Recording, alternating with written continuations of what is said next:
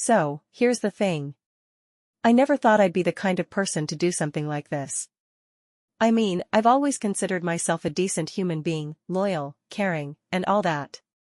But life has a funny way of throwing you curveballs, and sometimes, you swing at the wrong one. This is the story of how I cheated on my husband 1 hour before his birthday. Yeah, I know. It's messed up. But let me explain. Or at least try to. It all started about a month ago. My husband, let's call him Mark, had been super stressed with work. He's a great guy, really. Hardworking, kind, and he's always been there for me. But lately, he'd been distant. Like, physically present, but emotionally checked out. I get it, work can be a nightmare, and he's been under a lot of pressure. But I'd be lying if I said it didn't hurt. I felt like I was carrying the weight of our relationship alone, and it was exhausting. Enter Jake. Jake is a coworker of mine. We've always had this playful banter, but it was never anything serious. He's funny, charming, and, well, let's just say he's easy on the eyes. Over the past few weeks, though, things started to shift. We'd stay late at work, just talking. Nothing inappropriate, but there was this tension, you know? Like, the kind you feel in your gut but try to ignore because you know it's wrong. Fast forward to the night before Mark's birthday. We had plans to celebrate, just the two of us. Dinner, maybe a movie, and then, well, you know. But Mark called me around 5 p.m., sounding exhausted. He said he had to stay late at the office to finish up a project. I was disappointed, but I tried to be understanding.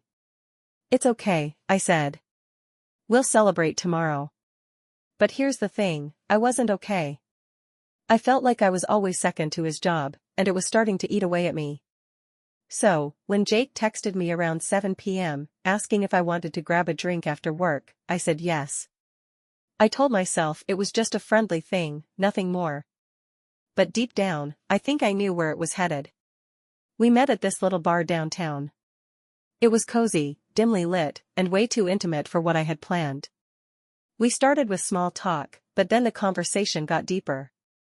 Jake told me about his recent breakup, and I opened up about how lonely I'd been feeling. One drink turned into 2, then 3. And before I knew it, we were laughing, flirting, and touching in a way that crossed every line I'd ever drawn. I wish I could say I stopped it. I wish I could say I walked away. But I didn't. We ended up at his place, and, well, you can guess the rest. The whole time, there was this voice in the back of my head screaming, "What the hell are you doing?" But I drowned it out. I told myself I deserved this, that Mark's neglect had driven me to it. But even as I thought it, I knew it was a lie. When I left Jake's apartment, it was almost midnight. Mark's birthday. I felt sick to my stomach. How could I face him after what I'd just done? How could I pretend everything was okay when I'd just shattered the trust we'd built over years? I drove home in a daze, my mind racing with guilt and fear. When I walked through the door, Mark was asleep on the couch.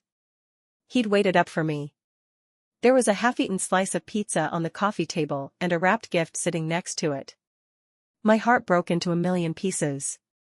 I sat down on the floor, staring at him, and started to cry. What had I done? I sat there on the floor for what felt like hours, just staring at Mark. He looked so peaceful, so innocent, lying there with his head tilted to the side, his breathing slow and steady.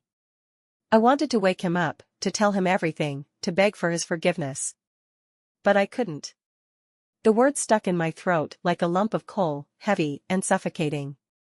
Instead, I just sat there, crying silently, feeling like the worst human being on the planet. Eventually, I pulled myself together, or at least, I tried to. I wiped my tears, stood up, and walked to the kitchen. I needed to do something, anything, to distract myself from the guilt gnawing at my insides. I decided to bake him a cake. It was his birthday, after all. Maybe if I made him the perfect cake, it would somehow make up for what I'd done. I know, it sounds ridiculous. But in that moment, it felt like the only thing I could do. As I measured out the flour and sugar, my mind kept drifting back to Jake. I couldn't stop thinking about the way he'd looked at me, the way his hands had felt on my skin. It made me sick to my stomach, but at the same time, there was this tiny, shameful part of me that wanted to relive it. I hated myself for that. How could I even think about Jake when Mark was right there, sleeping on the couch, completely unaware of the bomb I'd just dropped on our marriage?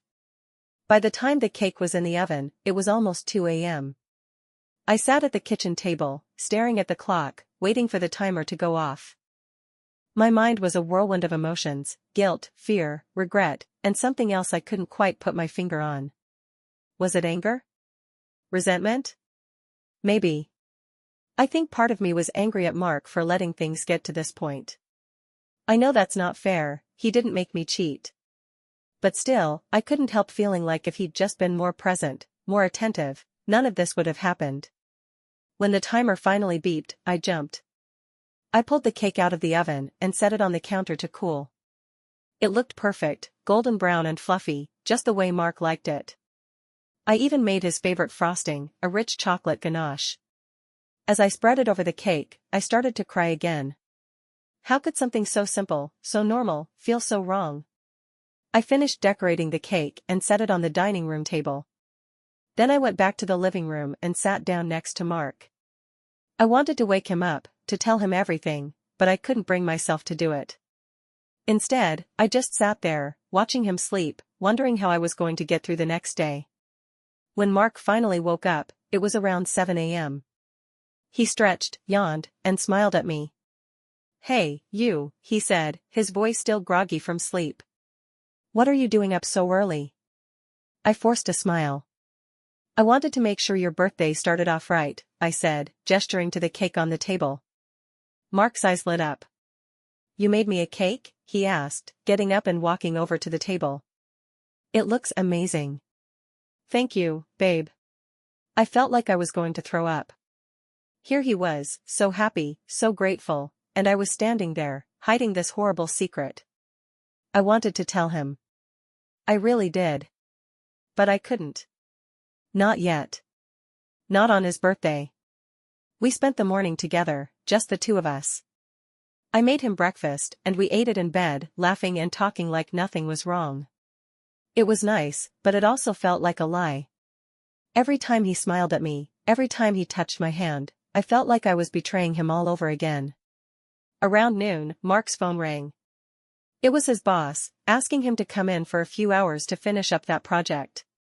Mark looked at me apologetically. "I'm so sorry," he said. "I'll make it up to you, I promise." I nodded, forcing another smile. "It's okay," I said. "We'll celebrate tonight." As soon as he left, I collapsed onto the couch, feeling like I'd just run a marathon. I didn't know how much longer I could keep this up.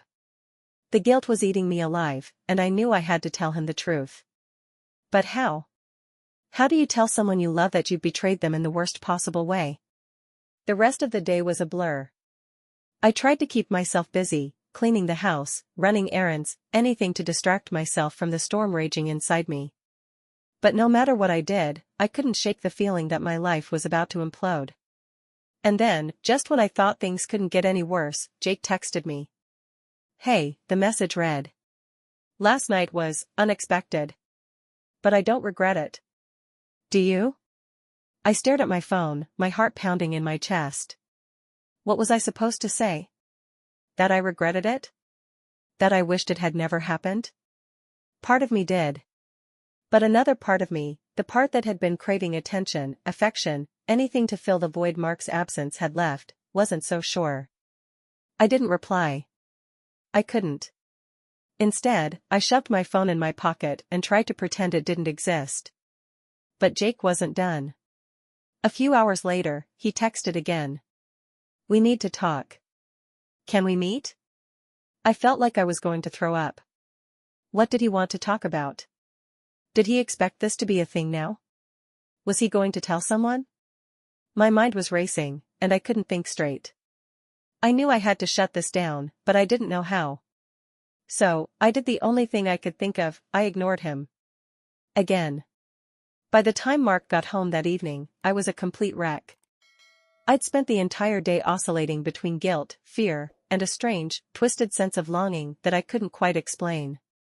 Mark, of course, had no idea. He walked in the door, smiling and carrying a bouquet of flowers. "For you," he said, handing them to me. "Thanks for being so understanding about today." I took the flowers, forcing a smile. "They're beautiful," I said, even though I felt like I didn't deserve them. "Thank you." We went out to dinner that night, just like we'd planned. It was supposed to be a celebration, but it felt more like a funeral. Every time Mark looked at me, every time he smiled or laughed, I felt like I was dying inside. I kept waiting for him to notice something was wrong, to ask me what was going on. But he didn't. He was too caught up in his own world, too oblivious to the fact that his wife was falling apart right in front of him. And then, just as we were finishing dessert, my phone buzzed. It was Jake again.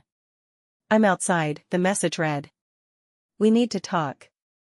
Now." My heart stopped. What the hell was he doing here? How did he even know where we were? I felt like I was going to pass out. I quickly shoved my phone back in my purse, hoping Mark hadn't noticed. But of course, he had. "Who was that?" he asked, his tone casual, but his eyes sharp. "No one," I said, my voice trembling. "Just, work stuff." Mark raised an eyebrow. "Work stuff? On a Saturday night?" I nodded, avoiding his gaze. "Yeah. You know how it is." Mark didn't look convinced, but he didn't push it. Instead, he just shrugged and went back to his dessert. I, on the other hand, was in full-blown panic mode. What was Jake doing here? What did he want? And more importantly, what was I going to do if Mark found out? As soon as we left the restaurant, I saw him. Jake was standing across the street, leaning against his car, watching us. My stomach churned. I wanted to run, to hide, to do anything to avoid this confrontation. But I couldn't. Jake had already seen me, and he was walking toward us. "Hey," he said, his voice calm but his eyes intense. "Can I talk to you for a second?" Mark looked confused. "Who's this?" he asked, glancing between me and Jake. I opened my mouth to answer, but nothing came out. I was frozen, paralyzed by fear and guilt. Jake, however, had no such reservations. "I'm Jake," he said, extending his hand to Mark. "We work together." Mark shook his hand, still looking confused. "Oh. Nice to meet you. What's going on?" Jake hesitated, his eyes flicking to me for a split second before he spoke. "I just wanted to talk to your wife for a minute. It's kind of important." Mark's expression darkened. He looked at me, his eyes narrowing. "What's going on, babe?" I felt like I was going to throw up. This was it. This was the moment everything was going to come crashing down. I opened my mouth to say something, anything, but before I could, Jake spoke again. "I think you should tell him," he said, his voice quiet but firm. "He deserves to know the truth." The world seemed to stop. Mark's eyes locked onto mine, and I could see the confusion and suspicion swirling in them. My heart was pounding so hard I thought it might burst out of my chest. Jake stood there, his arms crossed, looking at me like he was waiting for me to do the right thing. But how could I? How could I destroy everything in one moment? "Tell me what?" Mark asked, his voice low and tense.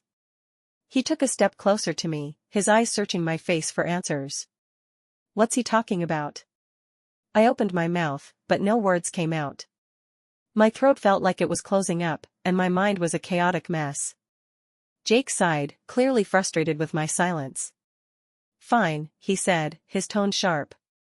"If you won't tell him, I will." "No." I blurted out, finally finding my voice. "Please, Jake. Don't." Mark's face went pale. He looked from me to Jake and back again, his jaw tightening. "Someone better start talking. Now." Jake hesitated, his eyes flicking to me one last time. I could see the conflict in his expression. Part of him wanted to protect me, but the other part wanted to come clean. Finally, he took a deep breath and said, "Last night, your wife and we made a mistake." Mark's face went from pale to red in an instant. He turned to me, his eyes blazing with anger and hurt. "Is this true?" he demanded, his voice shaking. I couldn't look at him. I stared at the ground, tears streaming down my face. "Mark, I'm so sorry," I whispered. "I never meant for this to happen." For a moment, there was complete silence. The air felt heavy, like it was pressing down on all of us. Then, without warning, Mark turned and walked away. He didn't say a word. He just got in his car and drove off, leaving me standing there with Jake, feeling like my entire world had just collapsed. Jake reached out to touch my arm, but I jerked away. "Don't," I snapped, my voice breaking. "This is all your fault." "My fault?" Jake said, his voice rising. "You're the one who came to my place last night. You're the one who made the choice. And you're the one who showed up here tonight." I shot back, my anger boiling over. "Why did you do that, Jake? Why couldn't you just leave it alone?" Jake looked at me, his expression a mix of guilt and frustration. "Because I care about you," he said quietly. "And I couldn't stand the thought of you living a lie." I shook my head, tears streaming down my face. "You don't get to decide that," I said. "You don't get to blow up my life and then act like you're some kind of hero." Jake didn't respond. He just stood there, looking at me with those intense eyes of his. Finally, he sighed and said, "I'm sorry. I didn't mean to hurt you. I thought you deserved better." "Better?" I laughed bitterly. "You think this is better? You think ruining my marriage is better?" Jake didn't have an answer for that. He just stood there, looking helpless, as I turned and walked away. I didn't know where I was going. I just knew I couldn't stay there, standing in the middle of the street with the man who had just destroyed my life. I ended up at a park a few blocks away. It was empty, the streetlights casting long shadows across the grass. I sat down on a bench, my head in my hands, and let the tears flow.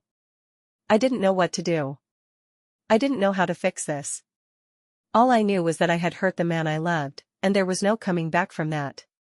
After what felt like hours, my phone buzzed. It was a text from Mark. "Come home," it said. "We need to talk." My heart sank. I didn't want to face him. I didn't want to see the pain and betrayal in his eyes. But I knew I had to. I owed him that much. When I got home, Mark was sitting on the couch, his head in his hands. He looked up when I walked in, his eyes red and swollen from crying. For a long time, neither of us said anything. We just sat there, the silence between us heavy and suffocating. Finally, Mark spoke. "Why?" he asked, his voice barely above a whisper. "Why did you do it?" I took a deep breath, trying to steady myself. "I don't know," I said honestly. "I was lonely. I was angry. I felt like you didn't care about me anymore. But none of that excuses what I did. I'm so sorry, Mark. I never wanted to hurt you." Mark didn't say anything. He just sat there, staring at the floor, his expression unreadable. Finally, he stood up and walked to the door. "I need some time," he said, his voice hollow. "I don't know if I can forgive you. I don't know if I can ever trust you again."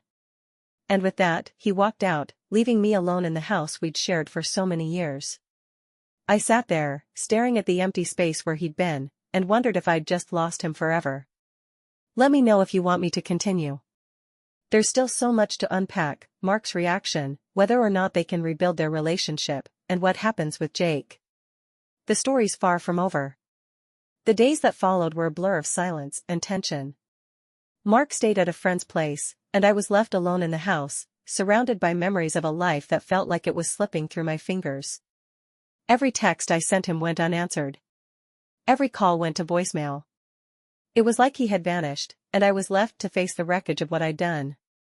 Jake tried to reach out a few times, but I ignored him. I couldn't deal with him right now. He was a reminder of my mistake, of the choice I'd made that had cost me everything. I didn't want to hear his apologies or his excuses. I didn't want to hear anything from him.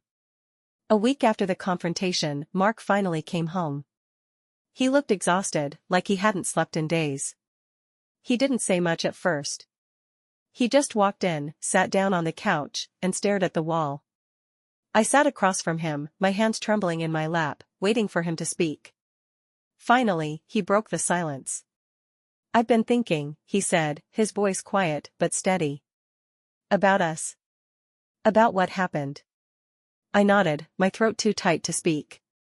"I don't know if I can forgive you," he continued, his eyes meeting mine for the first time.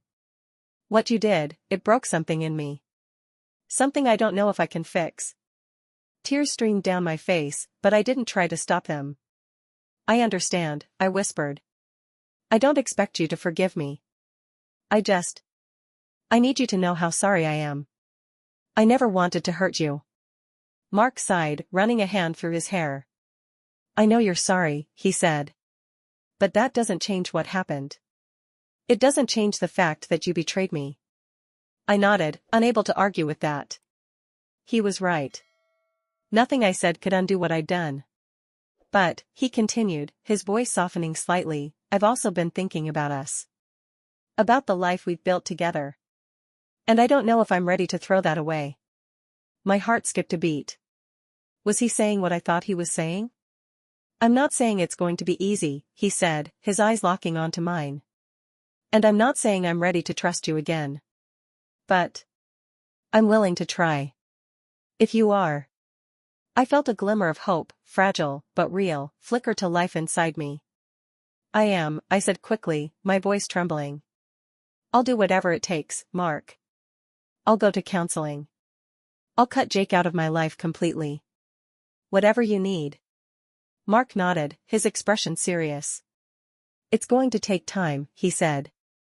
"And it's going to take work. A lot of work. But if we're both willing to put in the effort, maybe we can get through this." I reached out, tentatively, and took his hand. To my relief, he didn't pull away. "Thank you," I whispered. "For giving me a second chance." Mark didn't say anything. He just squeezed my hand, his eyes filled with a mix of pain and hope. The weeks that followed were some of the hardest of my life. We started couples counseling, and it was brutal. There were tears, arguments, and moments when I wasn't sure we'd make it. But slowly, painfully, we began to rebuild what had been broken. I cut all contact with Jake, blocking his number and avoiding him at work. It wasn't easy. He tried to talk to me a few times, but I shut him down every time. I couldn't risk losing Mark again. Not after everything we'd been through. Mark and I started spending more time together, rediscovering the things that had brought us together in the first place. We went on dates, took long walks, and talked for hours about everything and nothing. It wasn't perfect, there were still moments of tension, still moments when the pain of what I'd done threatened to overwhelm us. But we were trying. And that was enough. One night, a few months after everything had happened, Mark and I were sitting on the couch, watching a movie. Out of nowhere, he turned to me and said, "I love you." I blinked, surprised. It was the first time he'd said those words since everything had happened. "I love you too," I said, my voice trembling. Mark smiled, a real, genuine smile, and pulled me into his arms. "We're going to be okay," he said, his voice firm. "It's not going to be easy, but we're going to be okay." I buried my face in his chest, tears streaming down my face. For the first time in months, I felt like maybe, just maybe, we could get through this. It's been a year since that night, and things are still far from perfect. There are still moments of doubt, still moments when the weight of what I did feels like too much to bear. But we're working on it. Every day, we're working on it. I don't know if Mark will ever fully trust me again. I don't know if our relationship will ever be the same. But I do know this, I'm willing to fight for us. And so is he. And maybe, just maybe, that's enough. The end.